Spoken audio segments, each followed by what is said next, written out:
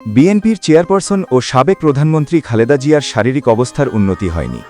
তিনি আগের মতোই সংকটময় মুহূর্তে রয়েছেন বলে জানা গেছে তার চিকিৎসায় গঠিত মেডিকেল বোর্ড ও বিএনপি সূত্রে। খালেদা জিয়া গত ২৩ নভেম্বর থেকে রাজধানীর এভারকেয়ার হাসপাতালে চিকিৎসাধীন। গত শনিবার দিবাগত রাতে মেডিকেল বোর্ডের সদস্য ও বিএনপি নেতা এজেডএম জাহিদ হোসেন বলেছিলেন খালেদা জিয়া সংকটময় মুহূর্ত পার করছেন। গতকাল রোববার জানতে চাইলে মেডিকেল বোর্ড সূত্র একই কথা বলেছে। এদিকে খালেদা জিয়ার শারীরিক অবস্থা নিয়ে গতকাল রাতে দলের কেন্দ্রীয় স্বাস্থ্য বিষয়ক সম্পাদক ও চিকিৎসক রফিকুল ইসলাম প্রথম আলোকে বলেন, ম্যাডামের অর্থাৎ খালেদা জিয়ার অবস্থা আগের মতোই। তিনি দীর্ঘদিন হাসপাতালে থাকায় তার হসপিটাল ওরিয়েন্টেড ইনফেকশন বা সংক্রমণ নিয়ন্ত্রণ করতে চিকিৎসকেরা সর্বোচ্চ চেষ্টা করছেন।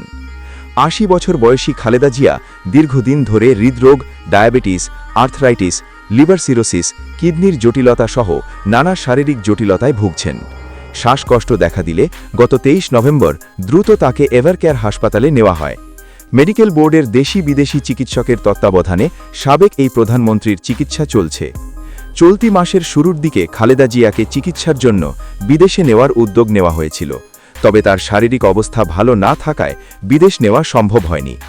রাজধানীর এভারকেয়ার হাসপাতালের সামনে শনিবার মধ্যরাতে করা ব্রিফিংয়ে বিএনপির স্থায়ী সমিতির সদস্য জাহিদ হোসেন সাংবাদিকদের বলেন, স্বাভাবিকভাবেই ওনার অবস্থার উন্নতি হয়েছে এ কথা বলা যাবে না। ওনার অবস্থা অত্যন্ত জটিল এবং উনি একটা সংকটময় মুহূর্ত পার করছেন। এই চিকিৎসক বলেন, সত্যিকার অর্থে দেশনেত্রী বেগম খালেদা জিয়া ২৩ নভেম্বর এখানে ভর্তি হয়েছেন। ভর্তি হওয়ার পরবর্তীতে ওনার শারীরিক অবস্থার বেশ অবনতি হয়েছিল।